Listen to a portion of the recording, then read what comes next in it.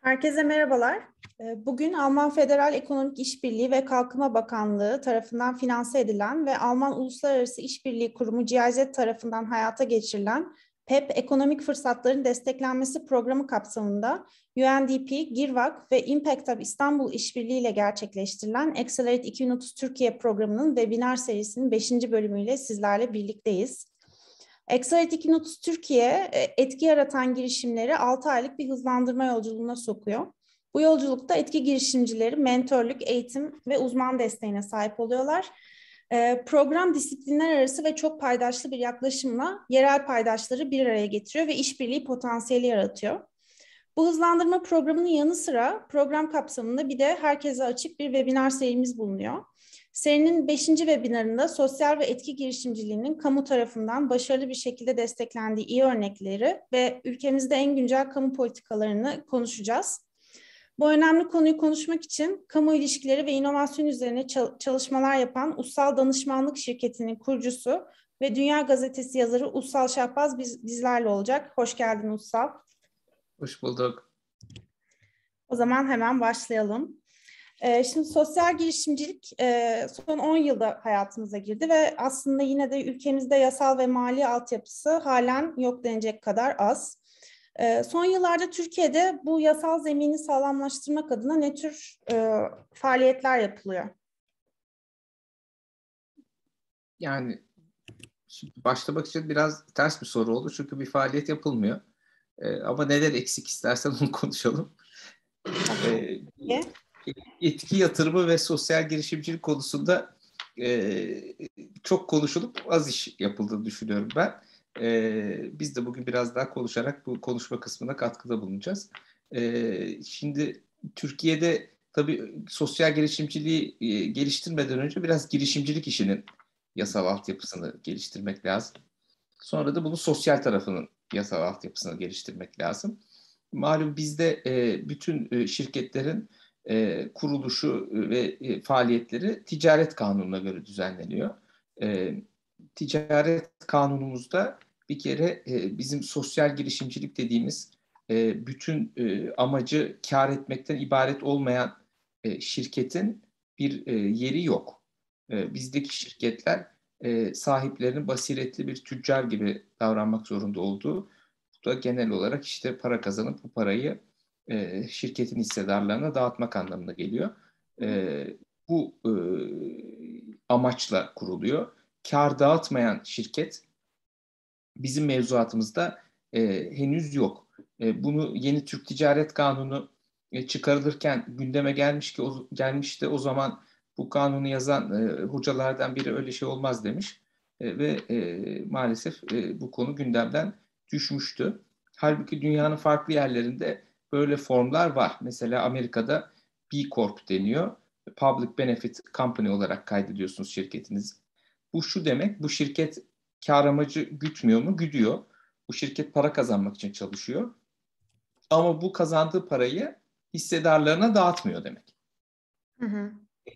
Tabii bunun muhtelif etkileri var.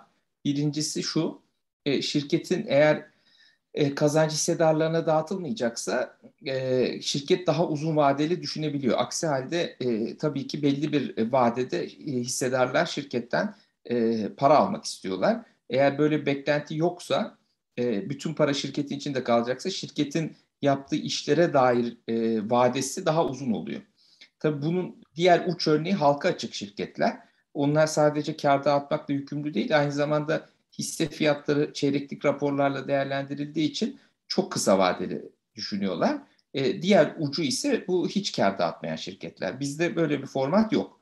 Böyle olunca eğer kar dağıtmak istemeyen bir organizasyon kurmak istiyorsan ne yapıyorsun? Ya bir dernek kuruyorsun ya da bir vakıf kuruyorsun. Vakıf aslında Osmanlılardan kalan bir hukuki form. Vakıf ne demek? Bir işte bir amaca yönelik olarak sen bir mal varlığı veya bir para hasrediyorsun, vakfediyorsun bunu. Vakfettiğin paranın geliriyle o işlerin yapılmasını öngörüyorsun. Vakıflar kendi içlerinde iktisadi işletme kurup para da kazanabiliyorlar.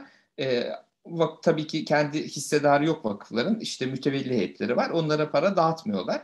Bunu kendi amaçları için kullanıyorlar ama bu çok antik bir form. Yani Osmanlı döneminden kalma bir legal yapı.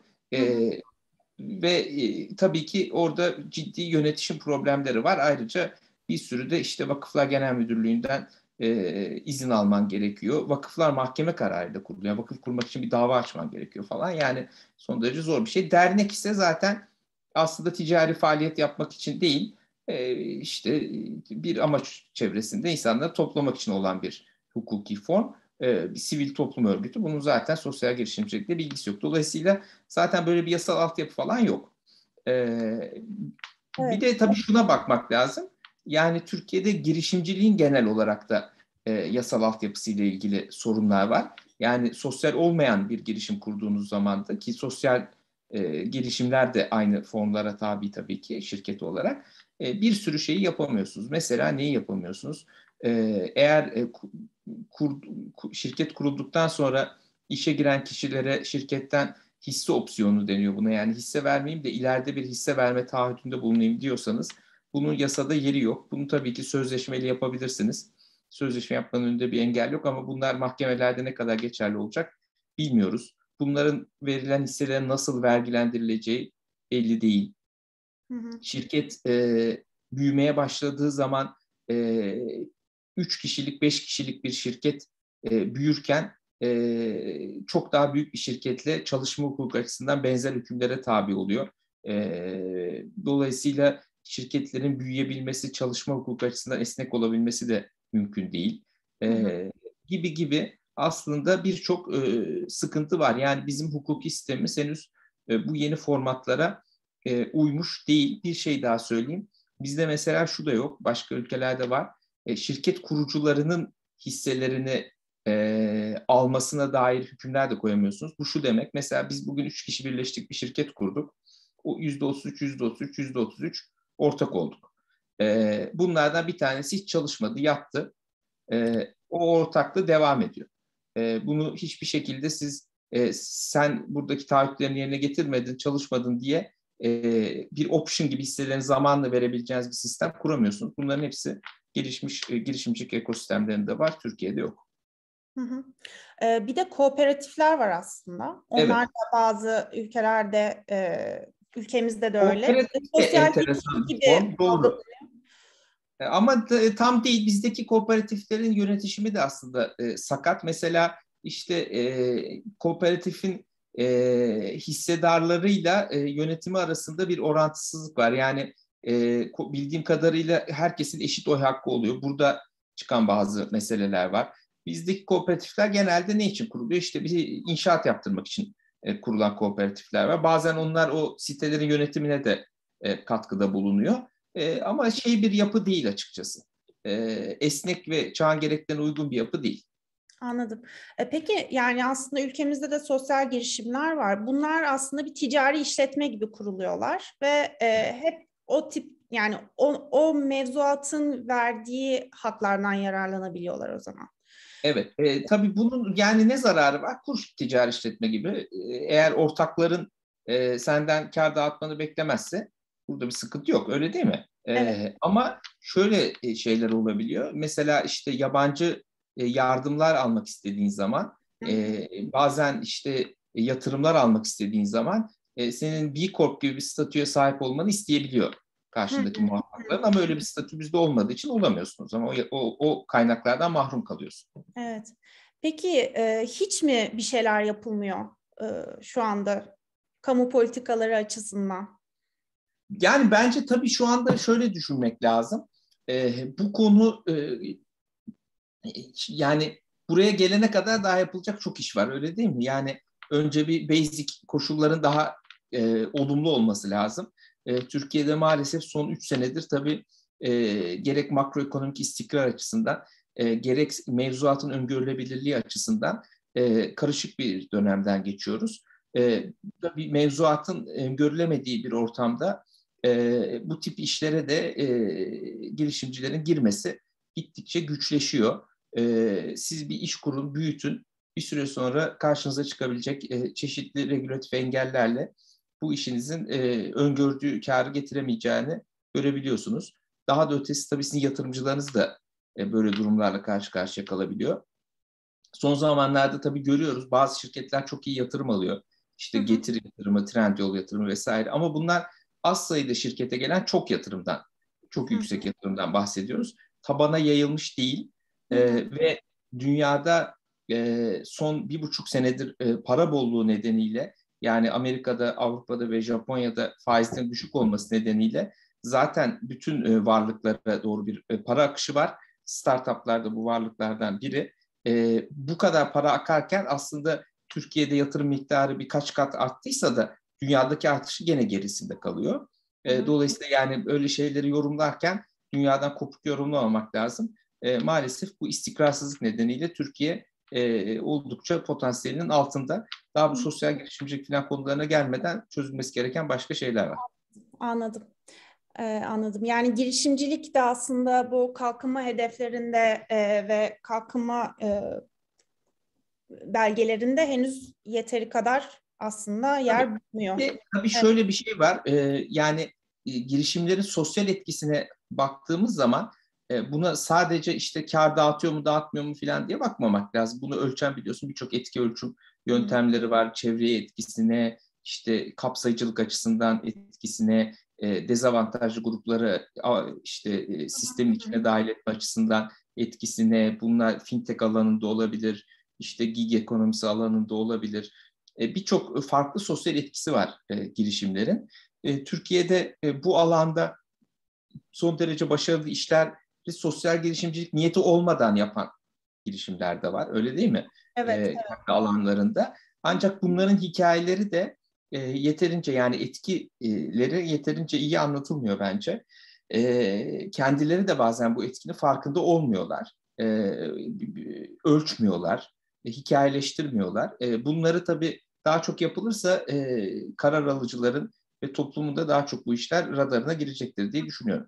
Hı. Peki yine de sosyal girişimler bir kamu kurumuyla münasebete girdiklerinde işte bu bir kalkınma ajansı olabilir, Hı hı. TÜBİTAK olabilir ya da Hı işte hı. KOSGEB olabilir. Hı. Nelere dikkat etmeliler?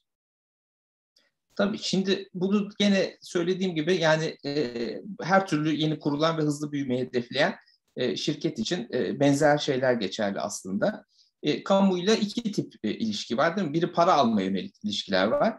Bir de Hı işinizi yapabilmeye yönelik ve işinizi geliştirebilmeye yönelik, mevzuat engellerini kaldırmaya yönelik ilişkiler var. Şimdi para almaya yönelik olan ilişkilerde de gene ikiye ayırabiliriz. Birincisi, faydalanabileceğiniz bazı vergi muafiyetleri olabilir eğer kar ediyorsanız. Ama eğer kar etmiyorsanız zaten ancak çalışanlarınızın gelir vergisinden filan belki muaf tutulmayı hedefleyebilirsiniz. Bunun için Türkiye'de belirli yerlerde çalışmanız gerekiyor. Nedir bunlar? Teknoparklar, Ar-Ge merkezleri. Buralarda değilseniz oradaki şirketlerle aynı işi de yapsanız bu vergi bağışıklıklarından faydalanamıyorsunuz. Bu da tabii önemli bir eksiklik. Dünyada bu tip işler mekana bağlı olarak verilmiyor, bu teşvikler. Veya doğrudan para alabileceğiniz hibe programları var. Nedir bunlar? İşte TÜBİTAK'ın programları var, BİG programı var. Bunu başka kuruluşlar TÜBİTAK adına uyguluyor. Çok güzel uygulayanlar da var. Özel sektörde de var. Üniversiteler içinde var bunları uygulayanlar. Tematik olarak yapanlar da var. Bir de KOSGEB'in biraz daha böyle esnaf tipi girişimlere yönelik destekleri var. Onlar biraz daha böyle işte 30 bin lira, 50 bin lira, 80 bin lira gibi daha küçük hibeler işinizi açmaya yönelik. Buralarda tabii büyük problem şu oluyor. Birincisi, bu hibelere ulaşmak için işte biraz çaba sarf etmek lazım doğal olarak, yani kolay değil. Ama aldıktan sonra da ödeme problemleri falan oluyor. Yani ona göre bütçe yaptığınız zaman bazen nakit sıkışıklığıyla karşılaşabiliyorsunuz. Dolayısıyla o zamanı geçirecek bir finansman sistemi, banka kredisi falan bir şey bulmak lazım. Bir de tabii işinizi yapmaya başladıktan sonra önünüze çıkabilecek mevzuat engelleri olabiliyor. Bunlar işte en güzel örneği hepimizin bildiği Uber'in Türkiye'de yasaklanması değil mi? Taksiciler engel olduğu için. hı. Yani Uber ne yapıyordu? Taksiciler dışında kişilerin de taksiye benzer bir sürücülük hizmeti verebilmesini sağlıyordu. Yaklaşık işte 15 bin kişi İstanbul'da bu işten ekmek yiyordu. Ama taksiciler daha güçlü bir lobi kurdukları için bu iş olmadı. Bu insanlar da aç kaldılar. Ayrıca krediyle araba almışlardı. O krediler de üstlerine kaldı. Kim bilir şimdi ne yapıyorlar? Bir kısmı işte Arap turistleri falan taşıyor. Dolayısıyla yani bir iş kurduğunuz zaman da yarın bir gün bunun birileri tarafından baltalanmayacağına, efendime söyleyeyim işte bir daha iyi örgütlü küçük bir grup tarafından iş yapmanızın önüne engeller çıkarılmayacağına dair öngörülerde bulunmanız ve çalışmanız gerekiyor. Hı hı. Peki son olarak diğer iyi örnek ülkelerle karşılaştırdığımızda Türkiye bu konuda ne adımlar atabilir? Hı hı. Yani tabii şöyle, şimdi bu etki yatırımı konusu biraz fazla popülerleşti son yıllarda dünya çapında da. Yapılan yatırımda ne kadar etki yatırımı, ne kadarı değil, o da tartışılır. Öyle değil mi? Yani greenwashing denen, impact washing denen de bir olay var. Her şeyi de etki yatırımı gibi bazı yerlerde satmaya başladılar.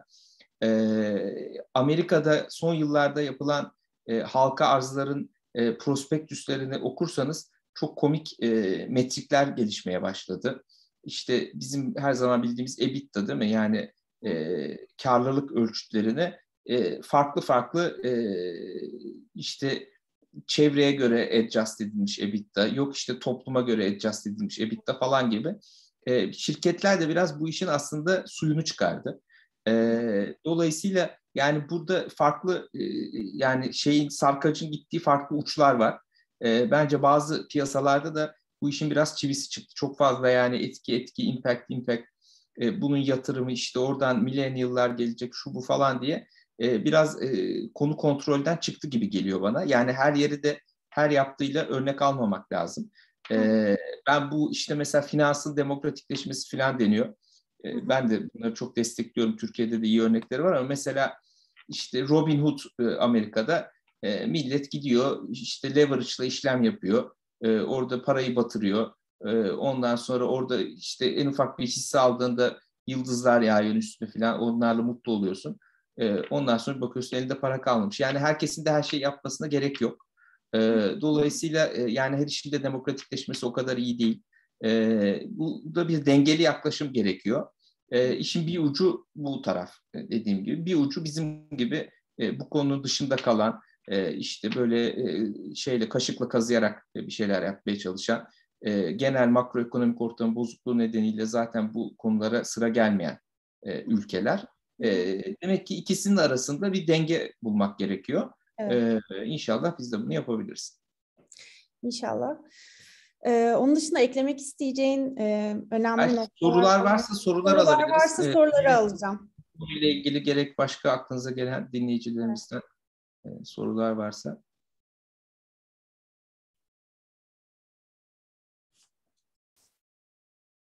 Hiç mi bir şey merak etmiyorsunuz arkadaşlar?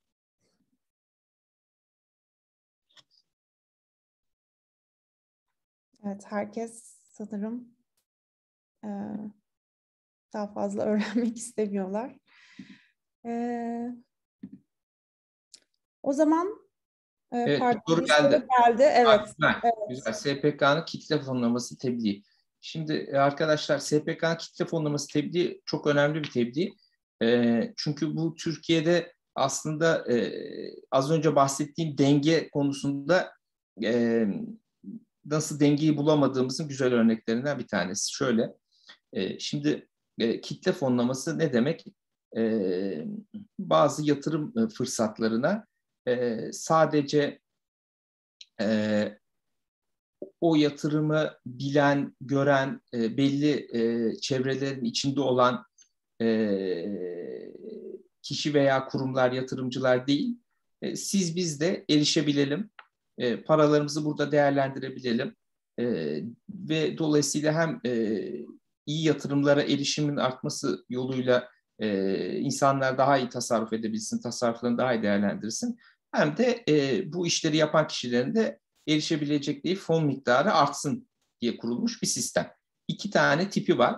Bir tanesi sermaye bazlı, equity bazlı kitle fonlaması. Bu şu demek, bir proje çıkıyor. Yani bu Kickstarter bunun en basit örneği, eğer bilmeyenler varsa mutlaka duymuşsunuzdur Kickstarter'ı. Bir proje çıkıyor, o projeye siz ben buna para koyarım diyorsunuz. Koyduğunuz parayla projeye ortak oluyorsunuz. Bir diğeri ise bunun borca dayalı kitle fonlaması. Orada sermayesinden hisse almıyorsunuz, borç veriyorsunuz. Tabii ikisinin arasındaki fark ne? Borç verdiğiniz zaman size o borcu faiziyle beraber geri ödüyorlar.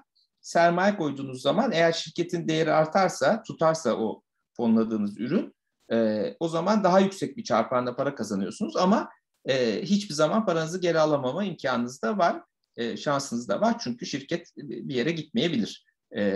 O ürün tutmayabilir yani fonladığınız ürün. Şimdi bu sistemi biz de uygulamaya koyduk. Ama ne oldu?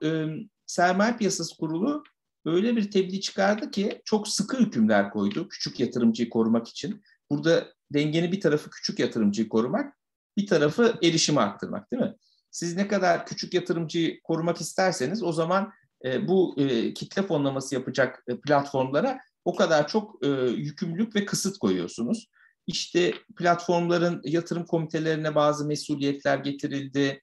İşte belli sermaye yeterlilikleri getirildi. Şu bu derken bu iş pek işlemedi Türkiye'de sermayeye dayalı. Birkaç platform kuruldu ama doğru düzgün ben fazla bir işlem yapıldığını görmüyorum dünyadaki hacimlere ve büyüme hızına bakınca.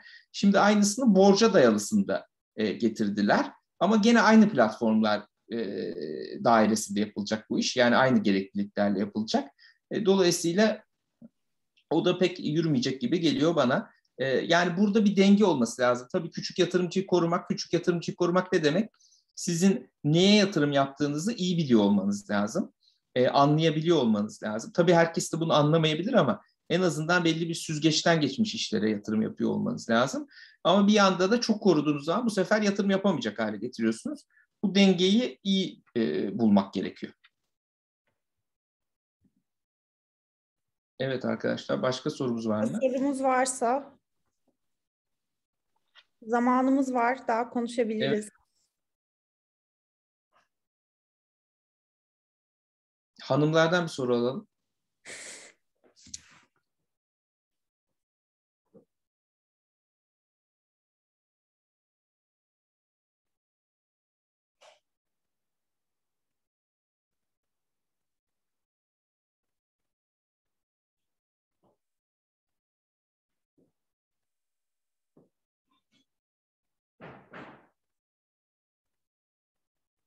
Evet, galiba soru yok.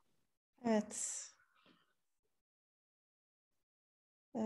Peki, o zaman Ussal, sana çok teşekkürler. Ben teşekkür ederim. Çok güzel bir Katılımcılarımız sohbet oldu. Biz de çok keyif aldık. Katılımcılarımıza da çok teşekkürler. Bu videonun kaydını Türkiye Girişimcilik Vakfı YouTube kanalına ve Impact Hub İstanbul YouTube kanalına da yükleyeceğiz. Bir sorunuz olursa yine bizlere ulaşabilirsiniz.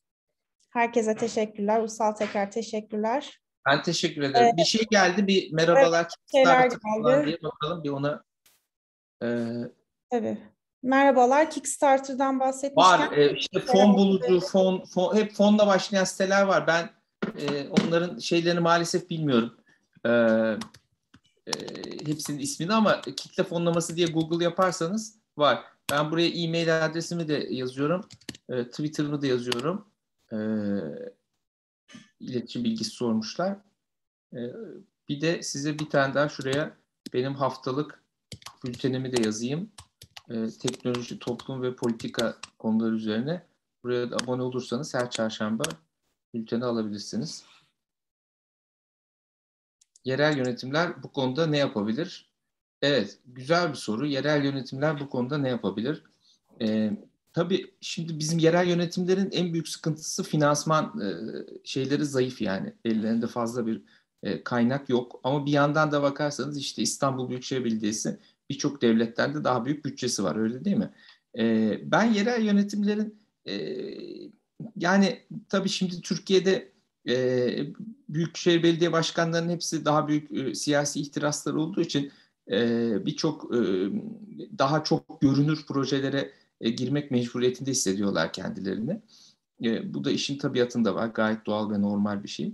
Ama ben belediyelerin aslında en önemli yapabilecekleri şeylerden birinin böyle para dağıtmak vesaire yerine küçük lokal düzeyde paydaşları bir araya getirip doğru işleri yaptırmak üzere onları yönlendirmek olduğunu düşünüyorum.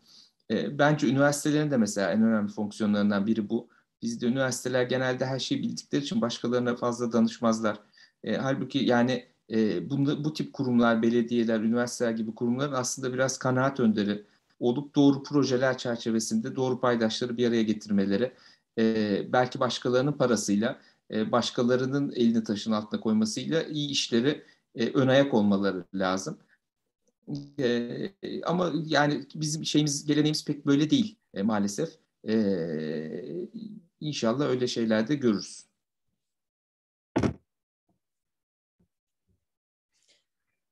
Başka sorunuz var mı? Bence sorun. Güzel, keyifli bir sohbet oluyor.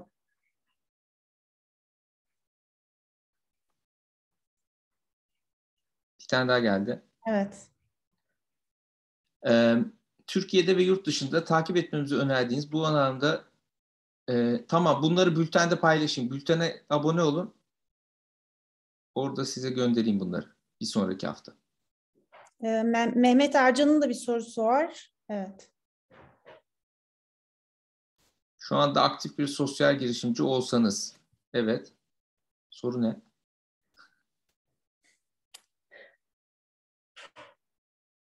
Yakıt. Hmm. Yakıt pahalı, biliyorsunuz. Zam geldi. Yakıttan sanırım parayı kastediyor. Hmm. Ee,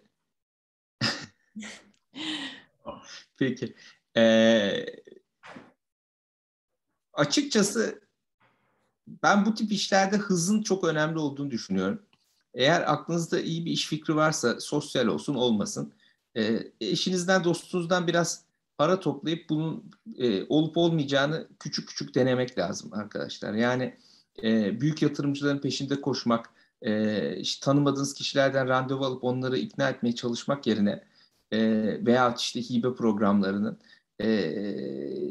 ufak ufak denemeler yapabilirseniz, yani gidip bir yerden bir 30 bin lira, 50 bin lira, 100 bin lira birkaç kişiden para bulup size inanacak, ne yapmak istiyorsanız o ürünü deneyebilirseniz bir yerde ve başarısını önce kendiniz ikna olursanız, sonra başkalarını da ikna etmeniz kolay olacaktır. O zaman yatırım almanız da daha kolay olacaktır. Yani elinizde bir ürünün taslağı olması, ufak bir deneme yapılmış olması her zaman içinde yani hayaller olan bir sunumdan daha iyidir. Şimdi bugünlerde para bulmak eskisine göre daha kolay. Çünkü dediğim gibi çok para var piyasada. İnsanlar ne yapacaklarını şaşırmış durumdalar. Ama ben yine de böyle hızla çevrenizden para bulup bir şeyler yapmanızı öneririm. Sonra bu hibeler vesaire, bunlara başvurup bunların süreçleri daha uzun sürüyor. Bir de tabii mutlaka bu Accelerator programı gibi daha yapısal, yani structured e, hızlandırma programlarını takip etmek lazım. Çünkü bir girişimci olarak işe başladığınız zaman çok yalnız oluyorsunuz. Danışabileceğiniz kimse olmuyor. Size benzer başka girişimciler her zaman çevrenizde olmuyor. Başkalarından öğrenmeniz, kendinizi mukayese etmeniz, network edinmeniz çok zor oluyor. Bu tip programların bir esprisi de aslında bu networkleri ve bu işte sizin eşiniz olan girişimcileri sizinle bir araya getirmesi. Dolayısıyla bunları da takip etmek lazım. Evet, Gönül Büşra Yürür'ün de bir sorusu var Evet. Ünsal. Girişimciliği sadece kar odak değil de kar amacı gütmeyen kuruluş olarak değerlendirmek önemli değil. Evet, ben de bunu söyledim zaten, katılıyorum.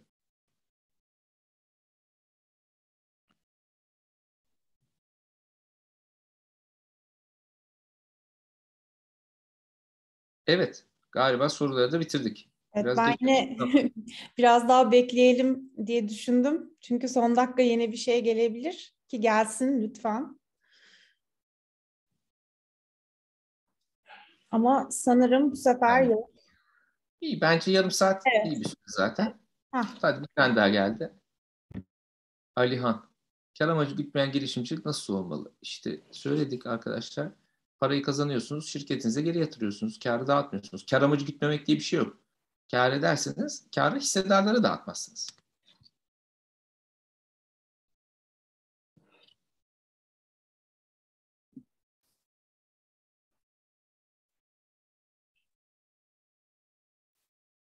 peki o zaman webinarı sonlandırmak durumunda kalıyorum. Tekrardan herkese çok teşekkürler. Ussal da iletişim bilgilerini zaten paylaştı. İstediğiniz zaman ulaşabilirsiniz. Kendinize iyi bakın. Etkiniz bol olsun. İyi akşamlar. İyi akşamlar.